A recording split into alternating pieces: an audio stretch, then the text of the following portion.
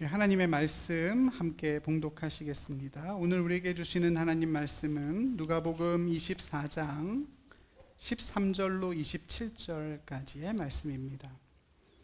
신약성경 140조 누가복음 24장 13절로 27절까지 말씀 저하고 함께 교독해서 봉독하겠습니다. 그날에 그들 중 둘이 예루살렘에서 25리 되는 엠마오라 하는 마을로 가면서 그들이 서로 이야기하며 문의할 때에 예수께서 가까이 이르러 그들과 동행하시나 예수께서 이르시되 너희가 길 가면서 서로 주고받고 하는 이야기가 무엇이냐 하시니 두 사람이 슬픈 빛을 띠고 머물러 서더라.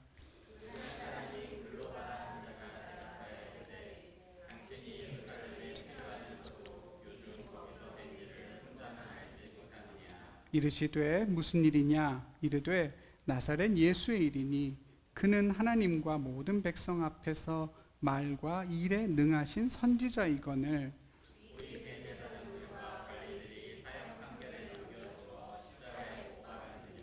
우리는 이 사람이 이스라엘을 속량할 자라고 바랐노라. 이뿐 아니라 이 일이 일어난 지가 사흘째요.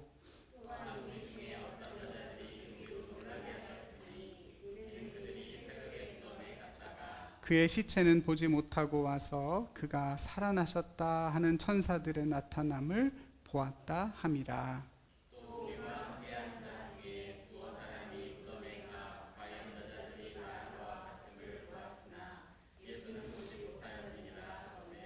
이르시되 미련하고 선지자들이 말한 모든 것을 마음에 더디 믿는 자들이여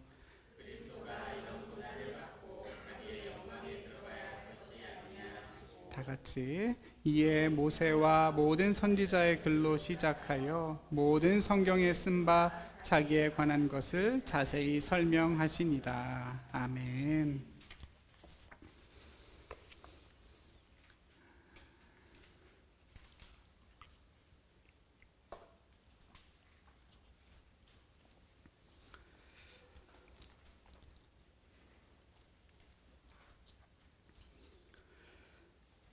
본문 15절에 가까이 이르러 동행하시나를 오늘 말씀의 제목으로 삼습니다. 이 말씀이 저와 여러분의 삶이 되기를 바랍니다.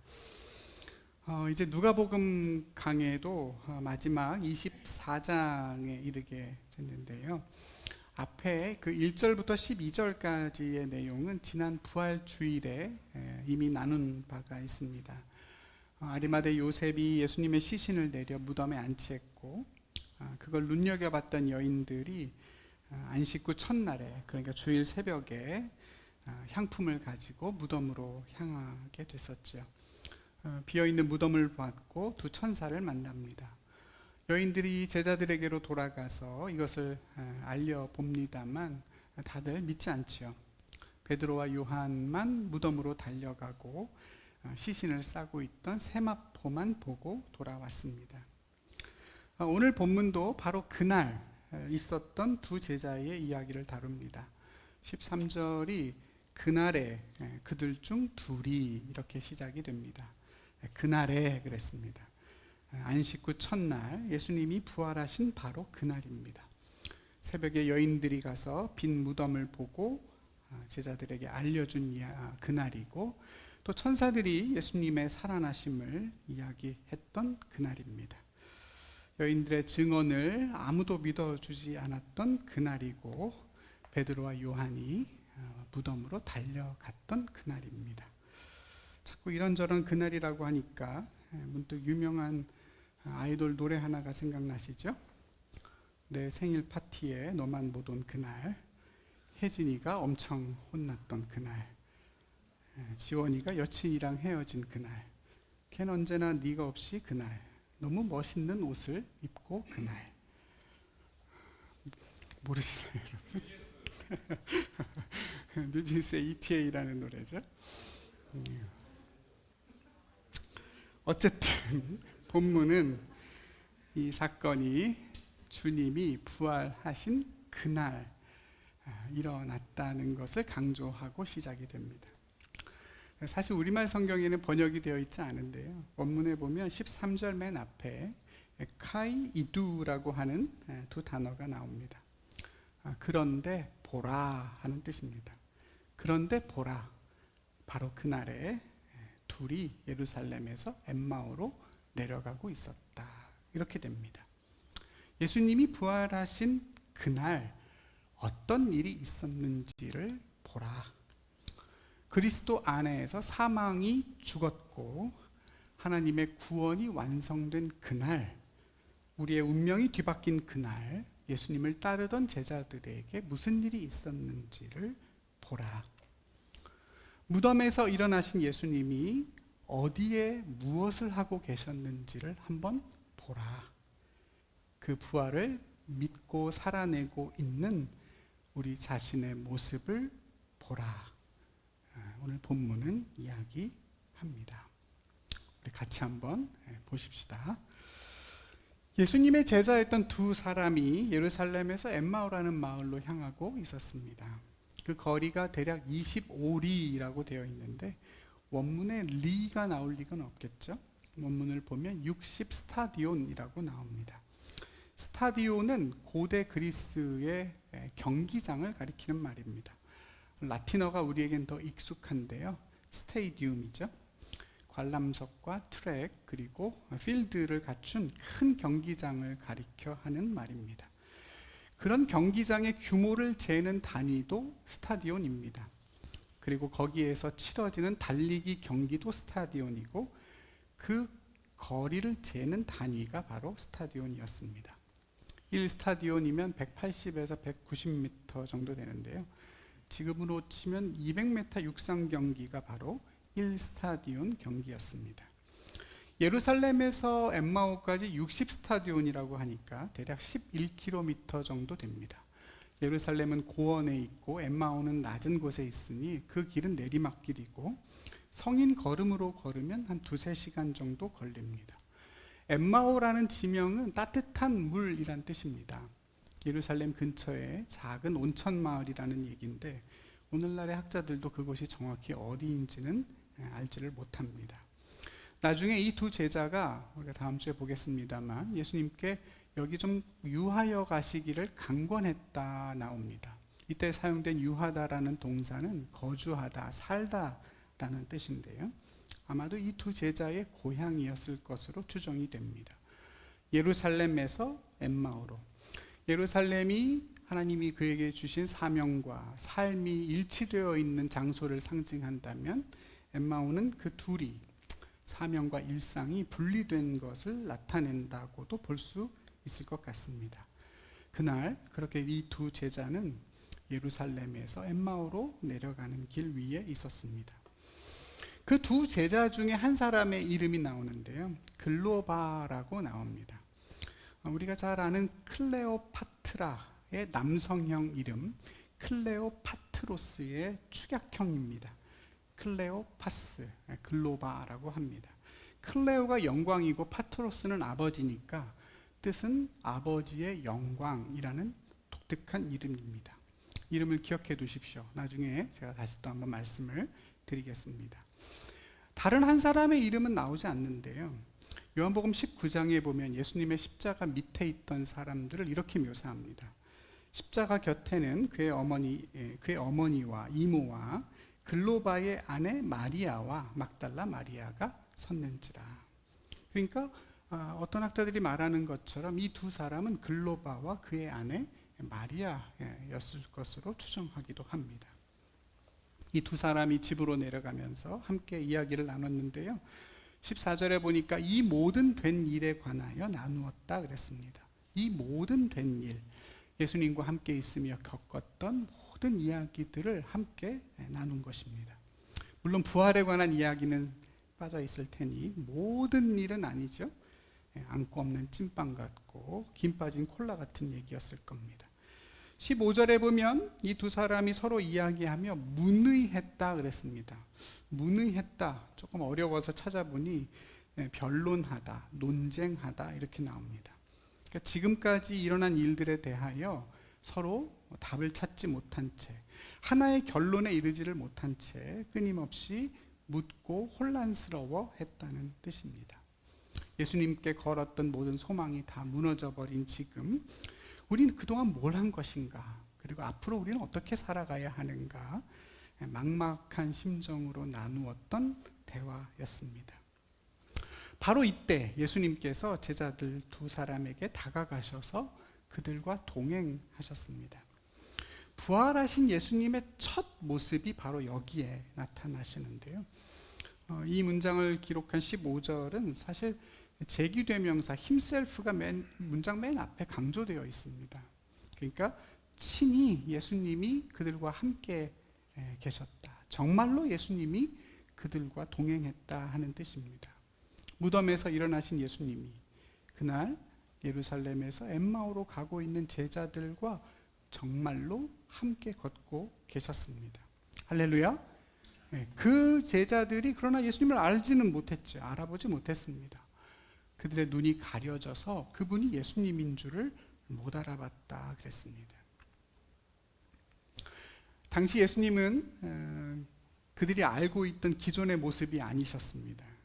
같은 내용을 짧게 기록하고 있는 마가복음에 보면 오늘 이 본문을 한 줄로 이렇게 요약합니다. 그 후에 그들 중 두 사람이 걸어서 시골로 내려갈 때 예수께서 다른 모양으로 그들에게 나타나시니 두 사람이 가서 남은 제자들에게 알리었으되 역시 믿지 아니하더라. 예수님이 다른 모양이셨어요. 기존에 알고 있던 모습이 아닌 겁니다. 제자들이 예수님을 알아보지 못한 이유는 부활하신 주님 모습이 이전과 달랐기 때문입니다. 그런데 오늘 본문은 뭐라고 하죠? 다른 이유가 있다고 말합니다. 예수님께서 다른 모습이어서 알아보지 못한 것이 아니라 그들의 눈이 가려졌기 때문에 못 알아봤다 그럽니다. 만약 그들의 눈이 가려지지 않았다면 어떻게 됐을까요? 예수님이 비록 이전과 다른 모습이었다 하더라도 그들은 얼마든지 예수님을 알아볼 수 있었다는 뜻입니다. 여기에 눈을 가리다라고 번역이 된 동사의 사전적인 의미는 제어하다, 붙잡다입니다. 본문에는 수동태로 되어 있으니까 그들의 눈이 어딘가에 붙잡혀 있었다, 얽매여 있었다 하는 뜻입니다. 여러분, 그들의 눈이 어디 매여 있었을까요? 어디에 매여 있기에 예수님을 알아볼 수 없었을까요? 우리도 가끔 그런 일이 있지 않습니까? 어딘가에 매여 있어서 뭔가 잘 보지 못하게 될 때가 있습니다. 우리의 눈이, 우리의 마음이 어딘가에 꽉 붙들려 있어서 지금 내 곁에 동행하고 계시고 또 말씀하고 계시는 주님을 알아보지 못할 때도 있습니다. 그러면서 왜 하나님이 나와 함께 하시지 않으실까? 왜 주님은 나를 홀로 두실까? 답답해 하기도 하죠. 우리는 얼마든지 그럴 수 있습니다. 우리의 마음이, 우리의 눈이 어딘가에 탁 매이면 우리의 눈이 더 이상 볼 수 있는 것들이 많지 않아집니다. 한 10년쯤 됐는데요. 저희 부부가 스위스로 여행을 간 일이 있었습니다. 스위스에서도 아름답기로 유명한 체르마트라는 마을에 묵을 기회가 있었는데요. 그 마을에 열차를 타고 도착하자마자 짐을 들고 내리다가 싸우게 됐습니다. 아내와 다퉜어요. 참 아무것도 아닌 문제였는데 그냥 한쪽이 얼른 미안하다고 하면 끝날 일인데 화해할 타이밍을 놓쳤습니다. 그리고 거기서 돌아오는 내내 아무 말도 안 하고 싸우다 왔습니다. 체르마트에서 뭘 보고 뭘 누렸을지 아시겠죠? 서로를 미워하는 마음에 또 섭섭함에 매여서 아무것도 기억에 남는 게 없습니다. 다음에 꼭 다시 가려고 벼르고 있는데 10년이 지났는데 기회는 없습니다. 엽서에나 나올 만한 그 좋은 곳에 가서 비현실적인 그 풍경을 바라보면서도 하나도 보이는 게 없습니다. 시선이 다른 데 꽉 매여 있는 한 우리는 더 이상 봐도 보는 게 아니죠. 눈이 있어도 볼 수 없고 귀가 있어도 듣지를 못합니다.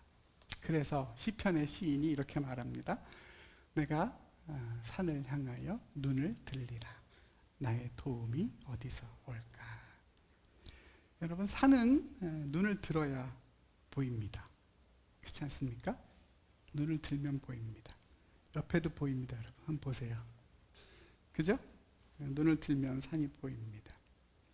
저 멀리에 언제나 거기 있지만 다른 일상에 매여 있기 바쁜 우리에게는 들어오지 않죠. 그러나 눈을 들면 거기 있습니다. 하나님도 우리와 그렇게 함께하고 계신다고 시인은 고백합니다. 눈을 들어야 보입니다. 그냥 있으면 보이지 않습니다. 존재하는 것도 모릅니다. 눈을 들고 보면 있는 그분이 우리의 하나님이십니다. 오늘 어딘가에 우리의 눈이 매여 있고 마음이 머물러 있다면 그 마음과 그 눈을 들어 다시 한번 신실하신 주님을 바라보게 되시기를 바랍니다. 예수님을 알아보지 못하는 이 두 제자에게 주님이 물어보십니다. 그들이 걸어가면서 나눈 얘기가 무엇이요? 그러자 둘이 슬픈 기색을 하고 걸음을 멈췄습니다. 당신도 예루살렘에 있었다면서 이걸 어떻게 모르실 수 있습니까? 책망하듯 이야기합니다. 도대체 무슨 일이요? 다시 주님이 물으시니 나사렛 예수의 일이다 라고 하면서 예수님과 또 그와 관련된 여러 가지 일들을 설명하기 시작합니다. 참 아이러니한 장면이에요. 살아계신 주님이 그들과 함께 계시는데 제자들은 죽은 예수의 이야기를 예수님에게 전하고 있습니다. 한편으로는 예수님 참 재밌는 분 아닙니까? 그렇죠? 내가 예수님인데도 말도 안 하시고 그냥 가만히 무슨 얘기하나 듣고만 계세요. 왜 그러셨을까요? 왜 끝까지 예수님은 그 두 제자에게 내가 예수다, 내가 부활했다 말씀하지 않으셨을까요? 부활의 모습이라 달라졌지만 내가 바로 그 부활한 예수야 얘기하지 않으시고 왜 그들이 하는 얘기를 끝까지 다 들어주셨을까요? 부활은 보고 믿게 하는 증명의 문제가 아니라는 뜻이겠죠. 부활은 보고도 믿지 않는 자가 있고 보지 않고 믿는 사람도 있습니다. 예수님은 제자들이 그 믿음에 이를 수 있도록 스스로 그 믿음에 가서 닿을 수 있도록 도와주십니다. 마치 산모가 아이를 낳을 때 옆에서 돕는 산파와 같습니다. 아이는 결국 산모가 낳는 것이지만 급하다고 산파가 대신 낳아줄 수 없고 억지로 아이를 꺼낼 수 없습니다만 산모가 잘 낳을 수 있도록 호흡을 같이 하며 도와주고 두려워하지 않도록 곁에서 함께하고 돕습니다. 예수님이 지금 그런 역할을 하고 계시죠. 아이는 제자들이 낳는 것입니다. 믿음은 제자들 스스로 깨달아가는 것이죠. 예수님은 절대로 제자들의 눈을 직접 열어주지 않으십니다. 맹인의 눈을 고쳐주시듯이 그들의 가려진 눈을 직접 열어주시거나 그 눈앞에 있는 장애물들을 치워주시는 게 아닙니다. 그들이 어디에 매여서 예수님을 알아보지 못하는지 스스로 깨달을 수 있도록 기다려주시고 눈을 들어 볼 수 있도록 계속 함께 걸으며 대화하고 계십니다. 진리의 말씀으로. 그들이 결국 돌이키지 못하고 보지 못할 땐 말씀으로 친히 비추어 주시죠. 여러분, 믿음은 하나님의 선물이지만 그 믿음을 우리가 간직하고 그것이 자라고 결실하는 것까지 하나님이 다 대신해 주시지는 않습니다. 하나님, 제가 믿음이 부족하니 믿음을 주십시오. 여러분 기도하면 하나님이 어떻게 하실까요? 그랬다, 믿음 받아라. 우리 마음에 믿음을 부어 주실까요? 믿음이 생길 수 있도록 기적을 보여주실까요? 부활에 대한 믿음은 예수님을 직접 보면 제일 분명하게 생길 텐데 근데 예수님은 그렇게 하지 않으시죠? 내가 누구인지를 감추시고 끝까지 숨기시고 계속 대화를 나누십니다. 이분이 주님이신가 보다. 두 제자가 알아차렸을 때 예수님 어떻게 하셨죠? 눈앞에서 사라지셨습니다. 제자들이 스스로 알아야 할 것에 대하여 예수님이 먼저 말씀해 주지 않으십니다. 그들 스스로 자기 이야기를 하게 만드시고 주님은 그들의 이야기를 주목해서 들으시고 필요한 부분이 있다면 성경을 풀어서 설명해 주십니다.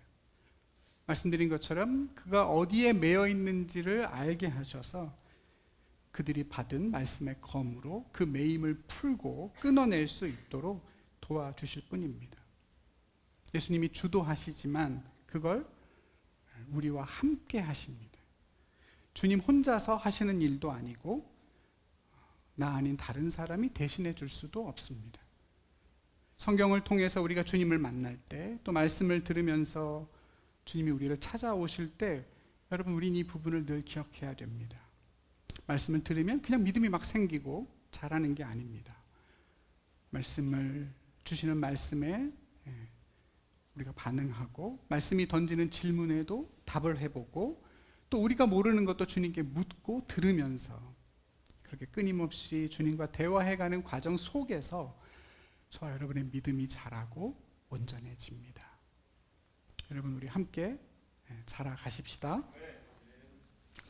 그렇게 해서 나사렛 예수에 관해 그들이 하는 얘기가 19절부터 24절까지 나옵니다. 간단하게 정리하면 이런 겁니다. 예수님은 하나님과 모든 사람 앞에서 말과 일이 능하신 선지자였다, 이렇게 얘기합니다. 하나님과 모든 사람들 앞에서 말과 일에 능하신 선지자였다. 우리는 이걸 들으면 이게 뭔 얘기인가 싶지만, 사실 유대인들은 이 얘기를 딱 들으면 한 사람 딱 떠오르는 사람이 있습니다. 구약에 이 사람을 묘사할 때 항상 이렇게 표현합니다. 하나님과 사람 앞에 말과 일이 늘 능한 선지자, 그러면 모세입니다. 모세입니다. 우리 이 백성을 속량할 자다라고 이야기했던 21절도 모세랑 무관하지 않습니다. 모세는 그 백성을 애굽에서 속량하기 위해 하나님이 세운 선지자였다면, 예수님은 로마로부터 그 백성을 속량하도록 보내신 분으로 그들은 기대했습니다. 여기까지는 두 분이 똑같은 길을 걸어가죠. 근데 그 결과가 달랐습니다. 모세는 결국 그 백성을 다 속량하고 죽었지만, 예수님은 속량하기 전에 십자가에서 죽었습니다. 적어도 그들의 눈에는 그렇게 보인 거죠. 그리고 그들은 거기에서 길을 잃어버립니다. 도대체 이분이 누구신가에 대한 원초적인 질문으로 되돌아갑니다. 그리고 혼란스러워하는 겁니다. 여인들은 이분의 시신이 없어졌다 하고, 뒤이어갔던 제자들도 세마포만 봤습니다. 본문은 이 얘기를 글로바와 그 제자가 슬픈 기색을 띠면서 했다고 했습니다. 여러분 왜 슬퍼했겠습니까? 한번 상상해 보십시오. 여러분, 예수님의 시신이 사라졌습니다. 돌문은 굴려져 있고 비어있는 무덤 속에는 천사 둘이 앉아 있었고, 예수님의 시신을 쌌던 세마포만 있었습니다. 그 소식을 누군가 우리에게 전해줬다고 하면 우리는 어떤 느낌일까요?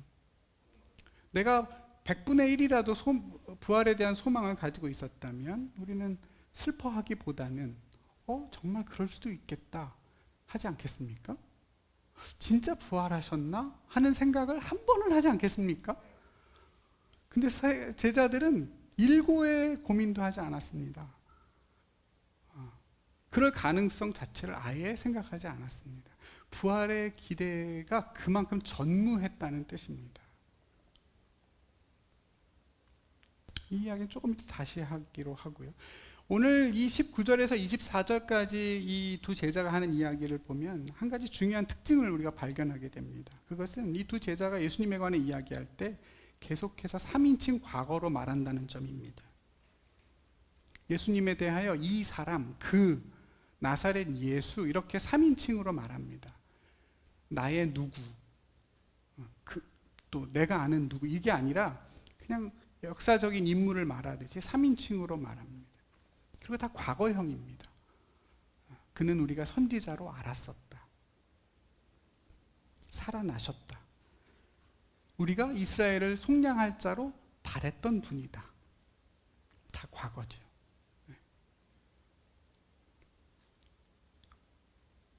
물론 예수님에 대해서 설명을 해야 되니까 그렇게 표현을 했을 수도 있겠습니다만, 20절에 보면 엉뚱한데 우리라는 표현이 나옵니다. 대제사장들과 관리를 향해서, 예수님은 십자가에 못 박아 죽인 사람들을 향해서 우리 대제사장들과 관리라고 말합니다. 그러니까 예수님과의 거리가 이미 얼마나 멀어져 있는지를 알 수 있는 대목입니다. 제가 이걸 보면서 그런 생각했습니다. 여러분, 우리의 신앙이 자라간다는 것은 이런 거겠구나. 3인칭 과거가 아니라 1인칭 현재로 주님을 고백하는 것입니다. 지금 나와 함께하고 계시고 지금 나에게 말씀하시고 여전히 나를 통해서 일하시는 주님을 고백하는 것. 나의 하나님, 우리의 하나님, 지금 나를 통해 어떤 일들을 이루어 가시는 주님이라고 부르면서 그렇게 1인칭 현재형의 이야기들이 많아지는 그것이 우리의 신앙이 자라가는 것 아닐까요, 여러분? 반대로 우리의 이야기 속에 예수님은 언제나 과거이고 3인칭이라고 한다면 예전에 우리가 만났던 하나님, 예전에 경험했던 하나님, 누가 만났다는 하나님, 설교 속에 하나님 말씀 속에 있는 그런 하나님, 이렇게만 우리의 이야기들이 나오고 있다고 한다면 우리의 신앙을 한 번쯤은 돌아봐야 할 때일 겁니다. 사랑하는 우리 성도 여러분, 주님은 오늘 두 제자에게 찾아오셔서 3인칭 과거를 1인칭 현재로 바꿔주고 계십니다. 그 주님이 지금 저와 여러분과 함께하고 계시고 우리의 예배 가운데 임재하고 계셔서 우리에게 말씀하십니다. 예수님을 언제나 지금 내 하나님으로 나와 함께 하시는 주님으로 고백할 수 있는 저와 여러분이 되기를 바랍니다. 제자들의 이야기를 쭉 듣고 계시던 예수님이 이 대목에서 갑자기 책망하십니다. 미련하고 선지자들이 말한 모든 것을 더디 믿는 자들이여 라고 말합니다. 아주 원색적인 꾸중인 것 같은데 원문에 보면 맨 앞에 감탄사 5가 있습니다. 그러니까 이건 주님의 책망이라기보다는 탄식입니다. 아, 우둔한 사람들이여. 선지자들이 말한 모든 것을 마음에 더디 믿는 사람들이여 라고 안타까워하신 겁니다. 이때까지도 예수님인 줄을 드러내고 계시지 않습니다. 우리 같으면 나다 이놈들아 아직도 못 믿겠냐, 왜 이렇게 믿음이 없고 어리석냐라고 할 법하지만 주님 그렇게 하지 않으시고 그렇게 꾸중하신 다음 다시 구약의 말씀을 들어 설명해 주십니다. 그 내용을 보면 예수님이 이 제자들을 어떤 측면에서 책망하고 계시는지를 알 수 있습니다. 예수님의 책망의 초점은 제자들이 부활을 믿지 못한 게 아닙니다. 제자들이 부활을 믿지 못한 그 결과에 대한 책망이 아닙니다. 부활에 대한 가능성을 염두에 두지 않고 제자들이 증언하는 빈 무덤에 대한 이야기를 귀담아 듣지 않아서 꾸짖는 게 아닙니다. 여자들의 증언을 믿지 않거나 오늘 예수님을 못 알아봐서 혼내시는 것도 아닙니다. 책망의 초점은 그게 아니라 그들이 그렇게 될 수밖에 없었던 더 근본적인 이유에 있습니다. 어째서 그들이 미련하고 또 선지자들이 말한 것을 마음에 더디 믿는 사람들이 됐는가? 그 핵심이 바로 26절입니다. 성경을 보면서 그들이 놓친 것에 대해서 예수님 26절에서 그리스도가 이런 고난을 받고 자기의 영광에 들어가야 할 것이 아니냐 그랬습니다. 모세로부터 모든 선지자의 글이 그리스도에 관해서 이야기하는 가장 중요한 핵심이 뭐냐? 그것은 그리스도가 고난을 받고 자기 영광에 들어간다는 것입니다. 반드시 고난을 받고 영광에, 아버지의 영광에 들어간다는 것입니다. 제자들은 여기에서 놓치고 오해했습니다. 그리스도는 고난을 통해서 영광에 들어간다는 것이 성경의 증언인데 그들은 그리스도의 고난이라는 사실 자체를 받아들이지 않았고 거기서 한 발자국도 앞으로 나아가지 못하고 있습니다. 여러분 복음서를 기억해 보시면 예수님께서 제자들에게 당신이 고난을 받아 십자가에서 죽고 3일 만에 부활할 것에 대해서 여러 번 말씀하셨다는 것을 아실 겁니다. 적어도 3번 이상 말씀하셨잖아요. 근데 그때마다 제자들의 반응이 어땠습니까? 그 말씀을 외면하고 두려워했습니다. 인자가 사람들의 손에 넘겨져 고난을 당하고 죽임을 당하였다가 사흘 만에 살아난다라고 말씀하셨을 때 제자들은 깨닫지 못했고 마가복음에 보면 뭐라고 했냐면 심지어 거기에 대해 묻는 것을 두려워했다 그랬습니다. 예수님이 당할 고난에 대하여 물어보는 것을 두려워했습니다. 여러분 그 심정 이해 가시죠? 우리도 얘기하다가 뭔가 어려운 일이나 힘든 일이나 두려운 일을 물어보는 걸 주저하게 될 때 있지 않습니까? 있죠? 내 배우자가 직장에서 정말 힘든 일을 겪고 돌아왔을 때 잘 못 물어보겠죠? 저만 그렇습니까? 제가 막 힘들어하고 막 눈물 흘리고 그러면 속속들이 못 물어보겠는 거죠. 더 힘들어 할까봐, 혹시 그 힘든 일이 더 커질까봐, 하여튼 여러 가지 이유로 인해서 물어보질 못합니다. 근데 제자들이 예수님의 십자가에 대해서 그랬어요. 물어보는 것도 두려워했고, 그러니까 그런 일은 없었으면, 절대 없어야 됐기 때문에 주님이 3번, 4번 반복해서 말씀하셔도 차마 그 말씀을 받아들이지를 못했습니다. 그러니까 여러분, 엄밀하게 말하면 제자들은 부활을 믿지 못한 게 아닙니다. 십자가를 받아들이지 못한 겁니다. 메시아에게는 반드시 고난과 십자가가 있다는 사실을 받아들이지 못했기 때문에 그들은 부활로 나아갈 기회를 갖지 못한 겁니다. 고난당해서 죽는 그리스도, 그들의 머릿속엔 없는 존재입니다. 내가 원하고 내가 바라고 내가 기대하고 있는 바가 명확하고 거기에 매여 있기에 성경을 보아도 이해할 수 없고 믿고자 하더라도 더디 믿게 될 수밖에 없는 것입니다. 예수님 말씀하시죠. 그리스도는 반드시 고난을 받고 자기 영광에 들어간다. 그것이 성경의 증언이며 나를 향하여 기록하는 바다. 죽음 없이 부활의 승리가 있지 않다. 죽음을 통해서만 부활이 있다. 그리스도가 자기의 영광에 들어가기 위하여 고난을 받아야만 했듯이 그를 따라가는 제자들에게도 그들도 하나님의 나라에 들어가려면 반드시 고난을 겪어야 한다. 주님은 말씀합니다. 여러분 아멘입니까? 쉽지 않죠. 우리의 본성도 같은 이유로 더디 믿게 됩니다. 우리도 역시 미련합니다. 고난을 두려워하는 게 모든 생명의 본능이기 때문에 그렇습니다. 우린 고난이 없는 것이 복이고 고난을 피하는 것을 구원이라고 여깁니다. 그러나 다시 말씀드리지만 하나님의 복은 고난을 통과해 가는 축복이고 구원 안에는 이미 고난도 함께 있어서 그 고난을 통과하는 과정이 곧 구원의 일부입니다. 애굽에서 나온 이스라엘 백성들 앞에 꽃길이 있지 않았습니다. 홍해가 있고 광야가 있고 전쟁이 있었습니다. 성도의 삶에도 끊임없이 장애가 있고 싸움이 있고 고난이 있습니다. 그것은 우리가 잘못해서가 아니라 죄가 많아서가 아니라 그 모든 과정이 구원의 부활의 일부이기 때문에 그렇습니다. 저와 여러분을 향한 하나님의 부르심은 온실 속에 있는 작은 화초가 아니기 때문입니다. 저 광야 같은 세상에서도 죄를 이기고 하나님의 나라를 살아낼 그리스도의 장성한 분량에 이르러야 하기에 성도의 삶은 본질적으로 고난과 멀어질 수 없는 것입니다. 아픔 없이, 고난 없이 우리의 믿음이 자라겠습니까?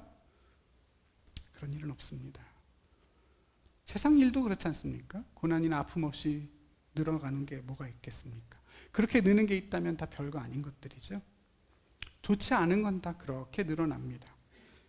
제 체중이 늘고 뱃살이 늘고 잠이 늘고 그런 건 노력하지 않아도 다 잘 됩니다. 근데 정말 귀한 것들은 노력 없이 늘지 않습니다. 역사상 가장 위대한 바이올리니스트 그러면 스페인의 사라사테입니다. 한 비평가가 그에게 당신은 태어날 때부터 정말 천재가 아닌가 생각됩니다. 칭찬을 하니까 천재라고요? 저는 37년 동안 하루에 14시간씩 하루도 빠지지 않고 연습을 했는데요.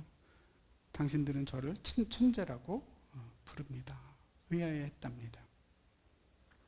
고난이 없는, 연단이 없는 믿음의 성장은 없습니다. 믿음은 언제나 선한 싸움을 수반하고 있고, 그래서 바울은 믿음의 선한 싸움이라 그랬습니다. 믿음의 선한 싸움, 믿음 자체가 싸움이다. 그 고난을 통해서 영광에, 아버지의 영광에, 글로바에 이르게 된다라고 이야기합니다. 우린 그 고난을 인정하고 받아들여야 합니다. 그것이 우리에게 얼마나 귀한 것인지를 받아들여야 합니다. 세상의 승리만큼이나 우리에겐 중요한 것이 고난이고 연단이라는 사실 앞에 눈을 떠야 합니다. 거기에서 당하는 상처들을 부끄러워하거나 감추려고 하면 안 됩니다.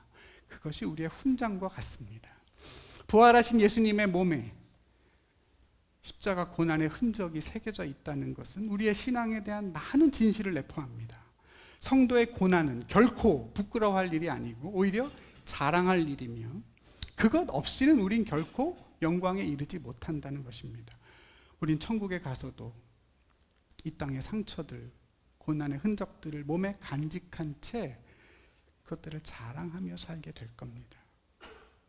내 삶에 고난이 찾아오거나 내 힘으로 해결할 수 없는 문제를 만났을 때, 아무리 기도해도 답이 없을 때, 그때 우리가 찾아야 할 신앙적 해답은 내 기도가 부족했거나 무슨 죄가 있거나 내 신앙의 정성이나 열정이 부족했거나 이 방향으로 우리를 자책하며 나아가면 안 됩니다. 그러면 길을 잃어버립니다.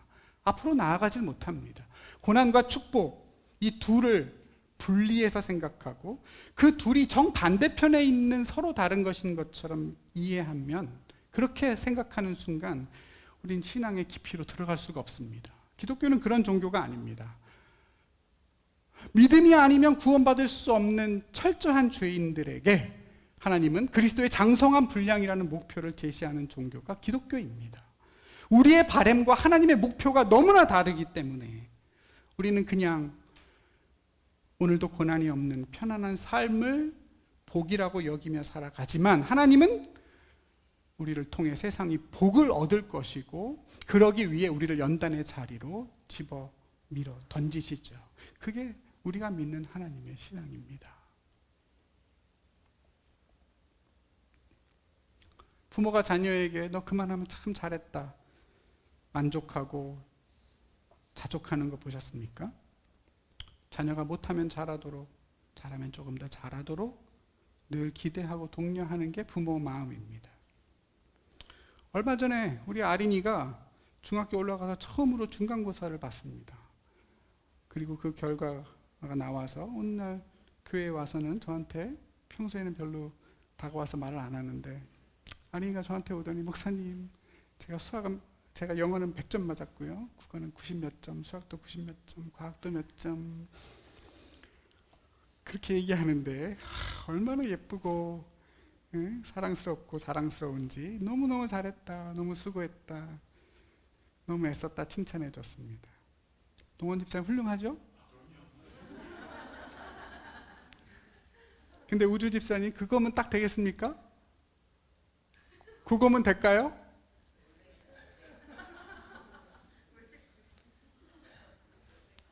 아닐 겁니다. 제가 그때 자칫하면 입으로 내뱉을 뻔한 얘기가 있어서 혀를 꽉 깨물고 말을 안 한 게 하나 있습니다. 저도 모르게 아린이에게 다음엔 올백? 이 말을 할 뻔했는데 그러면 안 되지 싶어서 꽉 참았다니까요. 너무하죠. 네. 너무하죠. 그 너무한 마음이 우리를 향한 하나님 마음입니다. 잘하면 조금 더 잘하는, 거기까지 갈 수 있도록 우리 격려하고 연단하고 다시 시험하십니다. 내가 지금까지 해왔던 믿음의 실력이나 경험으로는 해결이 안 되는, 풀리지 않는, 도저히 설명하기 어려운 일들이 다시 우리 앞에 직면하게 되죠. 그게 저와 여러분의 삶이고 숙명입니다. 사랑하는 여러분, 성경은 하나님의 백성이 고난으로부터 구원받은 얘기가 아닙니다.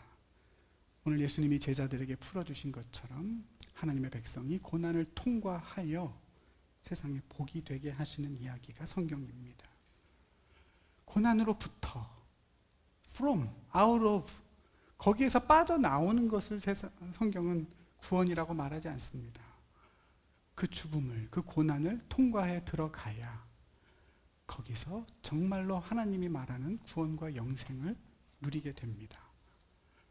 그 약속을 우리가 어떻게 받아들이느냐에 우리의 신앙의 길이 결정됩니다.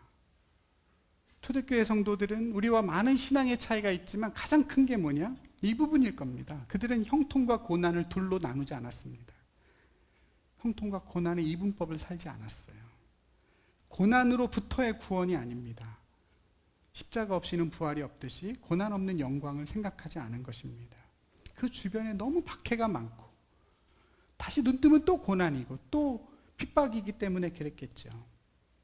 형통과 고난이 끊임없이 교차하고 서로 반복되고 겹치고 그렇게 우리가 구원에 이르게 된다는 사실을, 그리고 그 여정 내내 주님이 우리와 함께하고 계신다는 사실을 제자들은 잃어버리지 않았습니다.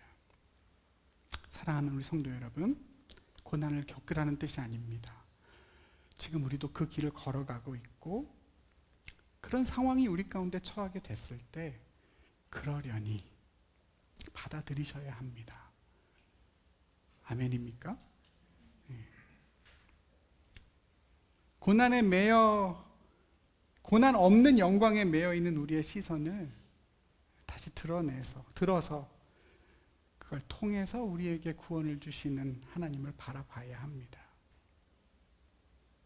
사랑하는 우리 성도 여러분, 이것이 주님 부활하신 그날 있었던 일입니다.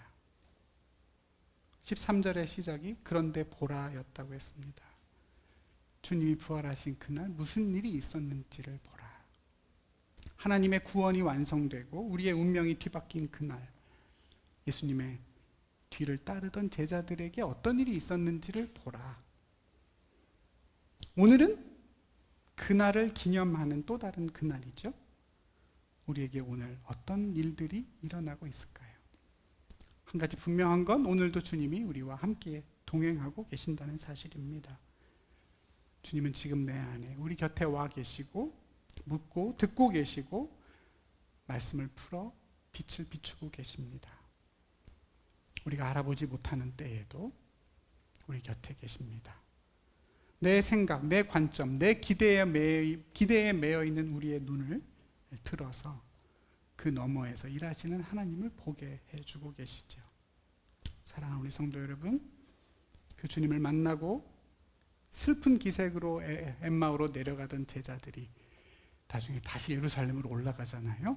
다음 주에 보겠습니다만 다시 예루살렘으로 올라가게 되는 것처럼 오늘 세상을 향해 다시 나아가는 저와 여러분도 그 모든 고난을 이기고 영광에 이르는 담대한 증인의 발걸음이 되기를 주님의 이름으로 간절히 축복합니다. 기도하겠습니다. 우리 인생의 길동무가 되시고 또 우리가 주님인 줄 알아보지 못하는 상황 속에서도 늘 우리와 함께 계시고 말씀하시고 기다려주시는 우리 주님, 오늘도 이곳에 오셔서 우리와 함께 하시고 고난 없는 승리에 매여 있는 우리의 눈을 열어 다시 하나님을 바라보게 해주셔서 감사합니다. 우리의 시선이 하나님을 놓치지 않게 하여 주시고 고난을 통해서 영광에 이르는 그 길로 우리를 인도하실 때 두려워하거나 외면하지 않고 자책하거나 낙심하지 않고 다시 담대히 예루살렘으로 올라갈 수 있는 저와 우리 모든 성도들 되게 하여 주시옵소서. 예수님의 이름으로 기도드립니다. 아멘.